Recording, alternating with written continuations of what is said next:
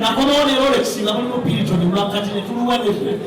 ebeegalike nekwesigira ne mukulakata nze Dr. Kisiri Musajja ate kati ndi munyankole wene nyine nawe naye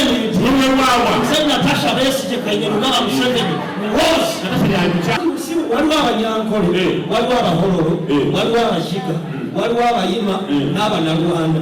kati bonna balinga sekandi nookyo batoyawula naye nga tetubamanya nze Dr. Chamale tewali kyesikolanga but you have a good politician you have to do the dirty battle ebyobufuzi biringa kabina tekatukula kakubemolugalomakatonaani kakubemolugalonakunyako kikole jasiduyi oluganda okukopa abanyankola afuna akaveera k'amazzi ag'ekikumi n'awumulamu akatuli n'akabalira mu nnika n'omukwatako n'ogalo laba atobedde wano muodiyensi